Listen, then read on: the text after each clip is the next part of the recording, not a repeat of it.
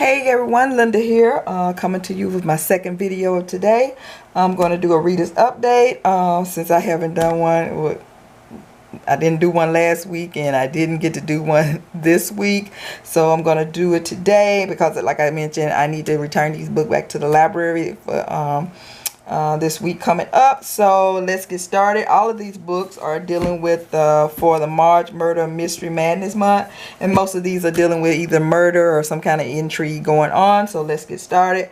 First up, I have Harlequin Intrigue, and this is book number 5 in the Mission 6 series.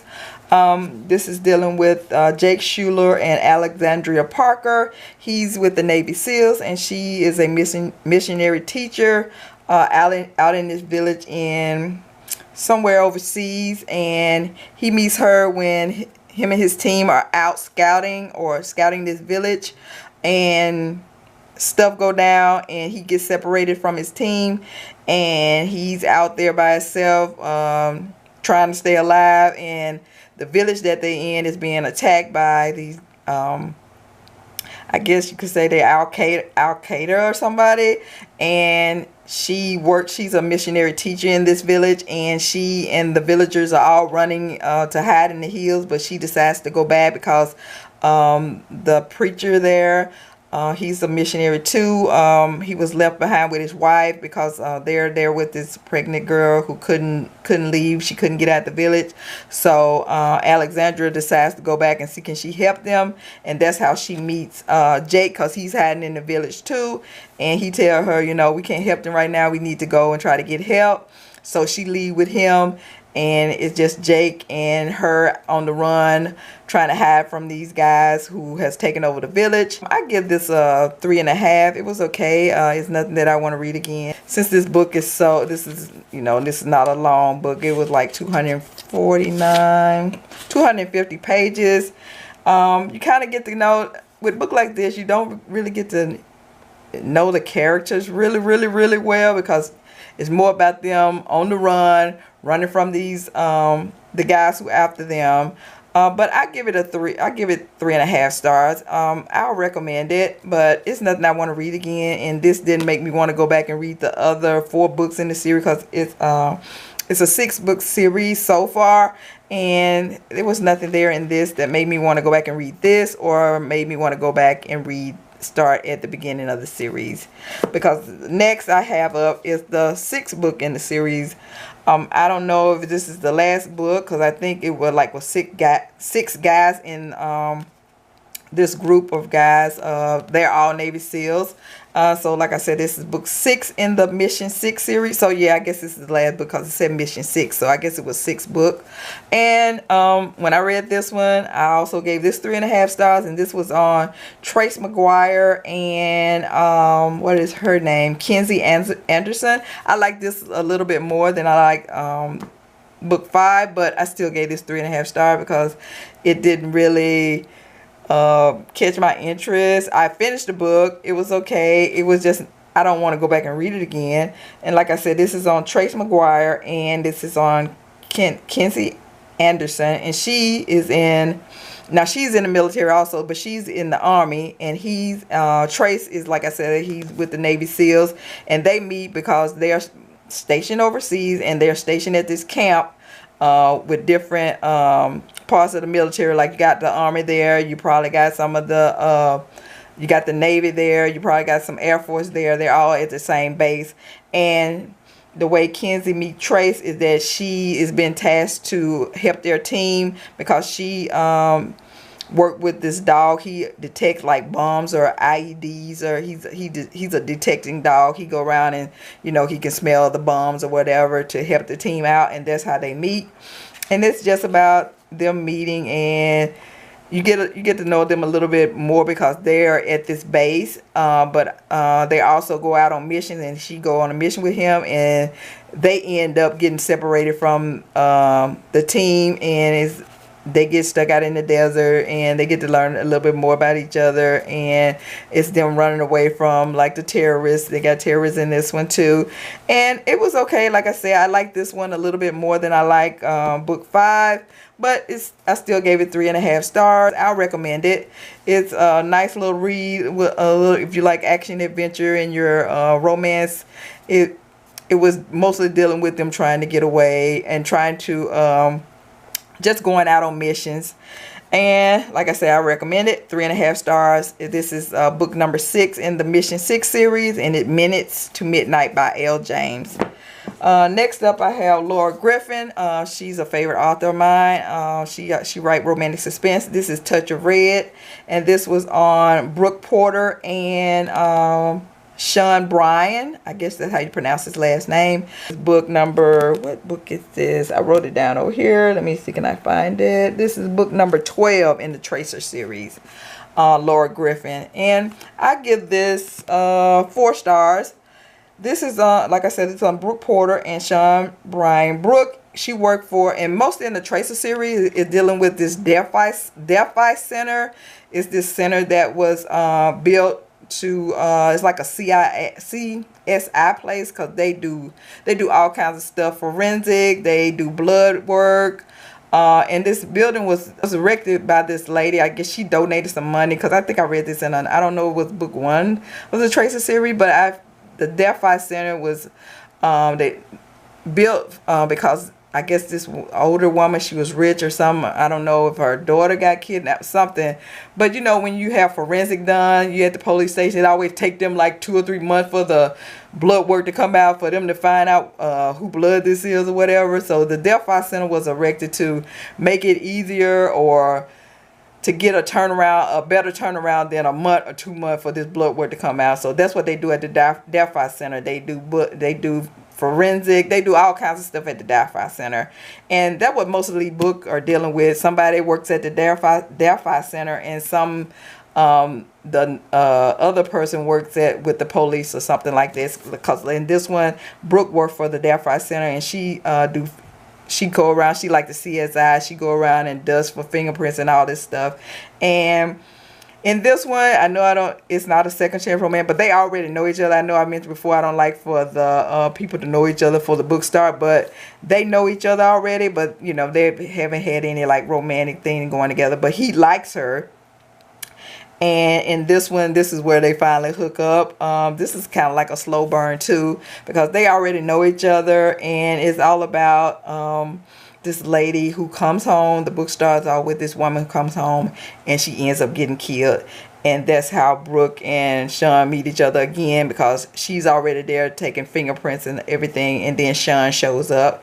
And it's just about them trying to find out who did this, and Sean trying to slowly ease his way on, trying to get Brooke to go out with him. And Brooke don't want to go out with anybody because she just broke up with her boyfriend, and she having some kind of situation going on with her boyfriend. But I really enjoyed the story. I'll give it 4 stars. But as far as like, do I want to keep this or not? No, it didn't tick my box where I like, yeah, I want to read this whole story again. But I did enjoy it, and I give it 4 stars because I'm a big fan of Laura Griffin, and I highly recommend her books. And this is Touch of Red, and I'll give this 4 stars.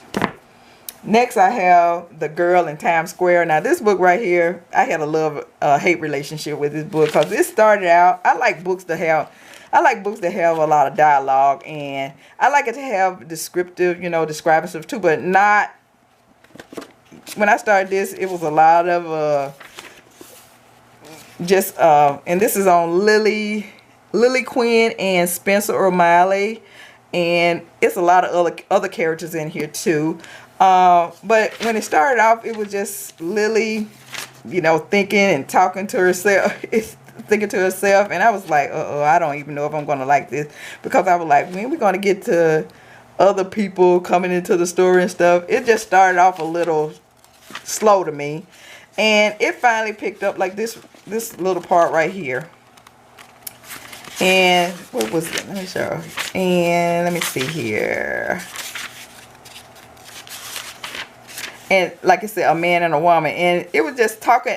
It didn't tell you who this was. I was like, who's she talking about? I was like totally lost. Yeah, this book was doing the most for me, but I just kept reading, and it picked up. And look, people, I really enjoyed it before it finished. Like I said, it's on Lily Quinn and Spencer O'Malley, and mostly this is not. Well, it's kind of like dealing with romance. It was a very slow burn romance, but it was mostly dealing with Lily coming into her own. Cause at first Lily was working my nerve, cause she was like immature. I was like, really, Lily, get it together. Cause she been in college. I don't know how long they said she's been in college, and she still haven't graduated yet. And that's another thing. It didn't never get to the part where did she go back and graduate?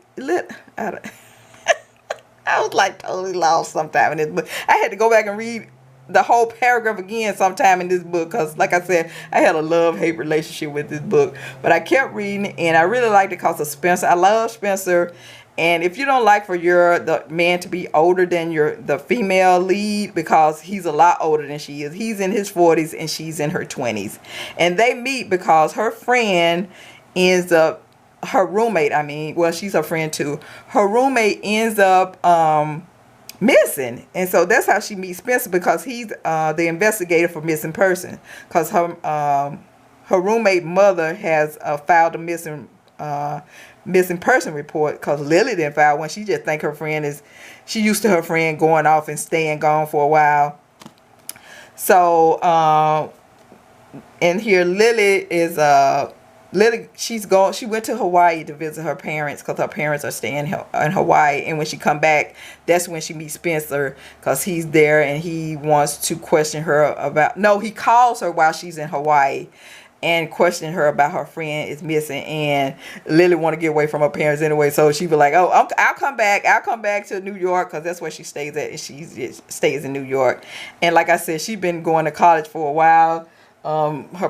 Her parents or her grandmother lives in New York, thought she'd get ready to graduate. She didn't graduate yet, and she's an artist. She can draw really good. She's just going through, you know how young people just go through trying to figure out what they need to do with their life, and it's mostly about her trying to figure out what's going on with her life, trying to figure out what she wants to do, how she wants to get it together. And 3 things happen in here. I'll just tell you. Well, one of them is her friend go missing, and two bad things happen. One of them is her friend go missing, and something else is going to happen in this book, and then something really good happened to Lily. So I'm not going to go through all that, but I just want to tell you, some of this book was just like work my nerve, because like I said, I had to go back and read a couple of paragraphs because it didn't make sense to me. I was like, what happened? And then some of it was like, wow, I really enjoyed that section. So I'm gonna give this 4 stars, because I really love most of the book, and some of it just did not make this. I was like, this book is doing too much. And like I said, I loved it more than I hated it, because at the end, I shed a few tears with this right here. And this is The Girl in Times Square. And I love Spencer. Like I've mentioned on here before, that I just love books with detectives, and I love for the main character or male character to be a detective, or the female can be a detective. I just love reading books on detectives or cops or whatever. And I love Spencer in this book, because I'm sure he thought Lily was immature sometime, because I guess she was, because he's older. Like I said, he's older than she is, and Lily was working my nerves sometime, but she finally got herself together a little bit. Like I said, I had a love-hate relationship with this book, but I gave it 4 stars, and I will be purchasing this, because I will go back and read. I won't start from the beginning reading this. I'll just go to the section that I really enjoyed and read those sections. And I recommend it. It's The Girl in Times Square by Paullina Simmons. I'll give it 4. Did I give it 4 stars, or did I give? Yeah, I gave it 4 stars.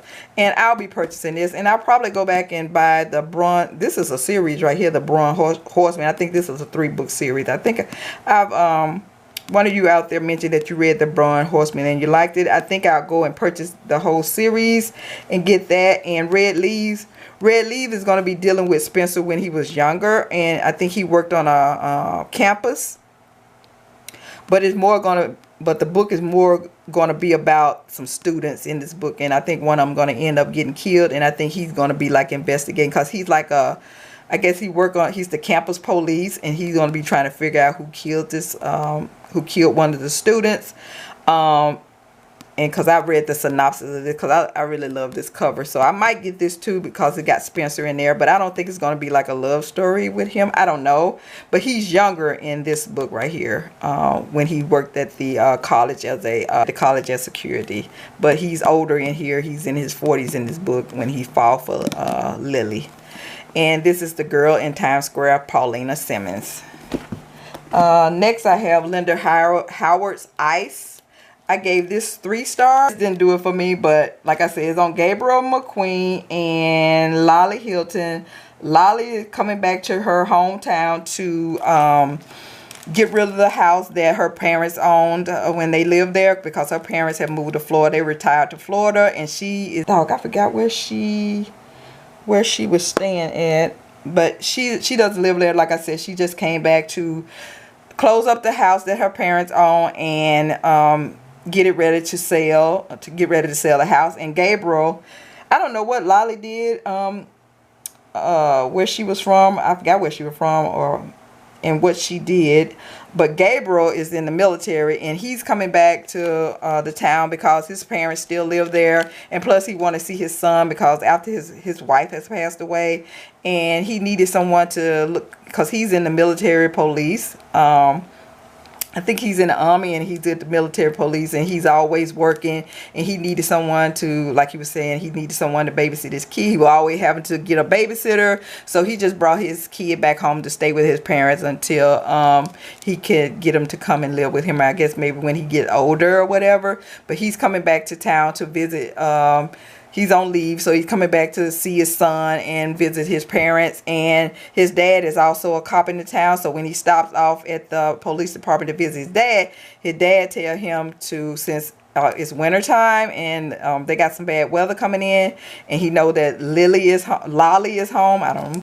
I'm sorry, my camera went out, but he knows that Lolly is back home. And so he tell Gabriel to go and check on Lolly, because the house is out in the woods, out far in the woods. So he has to go and check on Lolly. But he goes to his mom's. He goes home first to see his son, and then he gets some warm clothes or whatever to take with him, so before he go up to Lolly's house. And when he gets up there, that he finds out that she's being held hostage in her house, because these 2 drug addicts followed her home from the store. She was at a store getting some supplies, and they followed her home and has took her hostage looking for some money, because they're on drugs. And he helps Lolly escapes out of the house, and it's just about them dealing with the weather, dealing with these 2 drug addicts who's after them out there in the bad weather. And you know, you really don't have time to really invest in the characters in this kind of book. Like it's a small book, and it's all dealing about them trying to manage this weather, and because they're out in the cold running from these 2 drug addicts who are after them. And it's just them dealing with all this. And it's Ice by Linda Howard. She's another author that I really like, but this book right here, it didn't do it for me, so I gave it 3 stars. Next, I have another Linda Howard book. This is The Woman Left Behind. I gave this 4 stars. I really enjoyed this one. It's bigger, and you had time to invest in the characters here. This one is on Gina Modell, and his name is Levi. I forgot what his last name is, but they call him Ace. And Gina is like a she deal with electronics, like computers and stuff like this. But when it start off, their boss called them into the office and tell them that they're going to do some cutbacks. But the people that they've called in this office, they did so well on this game that they were playing that they think they can be able to join the Go team. This is like a team that goes out for, I don't want to say they're in the military, but they're like contracted with the military. They go out and do the stuff that the military can't do, you know, like going to places that they don't need to be at, and how they do a Mission Impossible. You know, if anybody find out about this, the government don't know anything about it. Yeah, this their kind of group. And this is book 1 in the Go Team series. Is it book 1? I think this is book 1 or book 2. Let me see here. I wrote that down. Let's see, can I find it here? What is this? Is this book 2? Yeah, this is book 2 in the Go Team series. And with the Go Team, they got like a couple of different teams, and Lily ends up getting in the team with Ace and all the other guys. So she just thinks she's, so he tells, well, their boss tell them that, okay, if you don't accept this, if you don't want to join the, be reassigned to these teams, then, you know, we're going to have to let you go. So all the people in the meeting say, okay, well, we'll give it a try.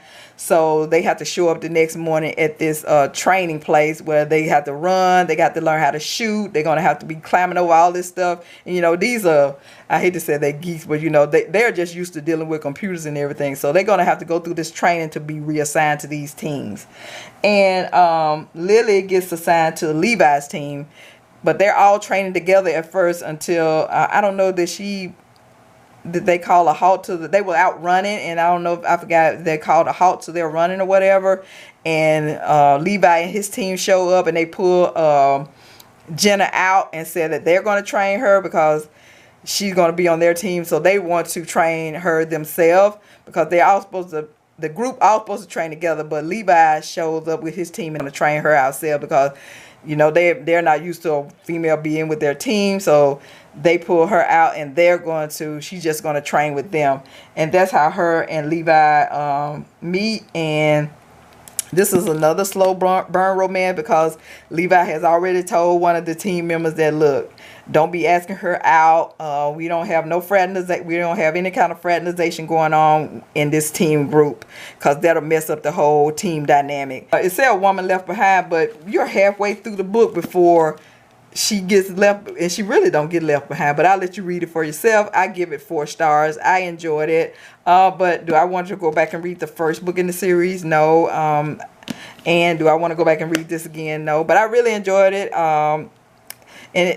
The first part, like most of half of the book, is her training with them, and then they go out on a few missions, and then they have a mission where she actually get left behind, kind of, sort of. I was like, she didn't really get left behind, but anyway, I'm gonna move on from that. I'm just gonna give this 4 stars, and I'll recommend it. I recommend any book by Linda Howard. She's a good writer. I've got quite a few her. I think I mentioned on here before that I've read a lot of her contemporaries when she wrote for, I think she wrote for Silhouette. I think she wrote for Silhouette Romance. And I got quite a few of her books when she did contemporary. But like I mentioned, she started doing romantic suspense. I didn't read too many of her romantic suspense. I got a few. And like I said, she's an excellent writer. So I highly, highly recommend her. Check her out if you like romantic suspense. And last but not least, I have Desperate Girls by Laura Griffin. I also gave this one 4 stars. I enjoyed this one too. And this is on defense attorney Brian Halloran and what his name is. I think his name is Eric. Let me see what his name is. Wrote it down on here. Got some paper over here I need to look at. Eric Morgan. And this is book 1 in the Wolfe Security series. So she's starting another series, like she had the Tracer series with this book here. And like I said, that was book 12. This is book 1 in the Wolfe Security series. And Eric, he worked for Wolfe Security. And the way he meets what is her name? The way he meets Bran is that her boss, she's a lawyer, and her boss has hired the security from Wolfe Security to protect her and her I forgot what her partner is, because she got another guy who helps her with on trial. He's the second chair. And I think him and Bren was in a, they had did another trial before. They used to work for the district attorney, her and this guy. And the reason they need security now is that the guy that they put in jail has broken out of jail, and he's killed the judge that was over his trial. So he's on a vengeance to kill everybody who had anything to do with his trial.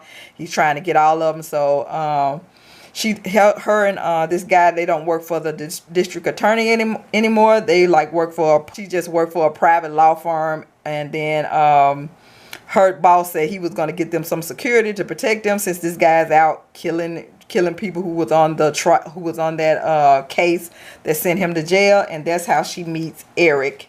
And this is another slow little burn, because since Eric, he's all into his job, and he was like, yeah, I have feelings for this woman, but I don't need to be messing with the client. He's just trying to protect her, and she's bucking the system because she still want to do her own thing. And he's saying, how can we protect you and you're not doing what you're supposed to do?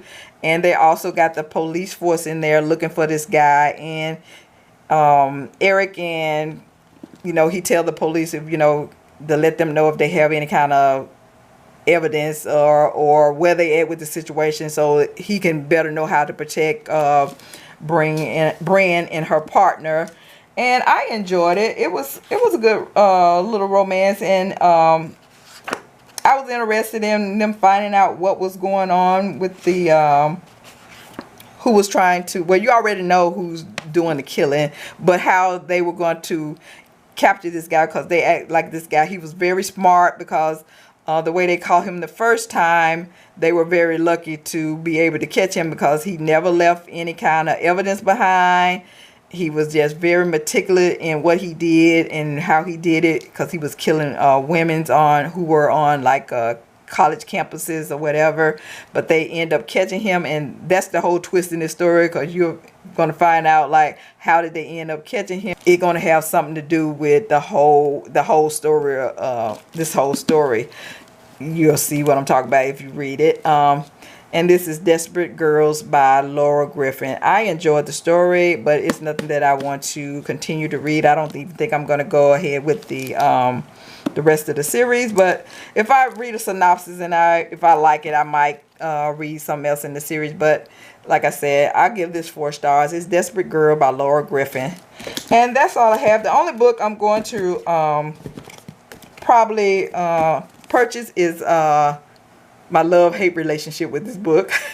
This is probably the only one I probably purchased, The Girl in Times Square. And most of these books I got from the library. All of these I got from the library except for these two. These two I purchased from Harlequin, and these are Harlequin Intrigue. And the rest of these I have to return to the library. And like I said, I'll probably purchase this one. And Red Leaves and the Bronze Horseman series. By Paullina Simmons. Alright, I hope I explained those. I'm not good at explaining books, but I tried. So that's all I have for now. Until next time, keep reading those romances, and I'll see you later. Bye-bye.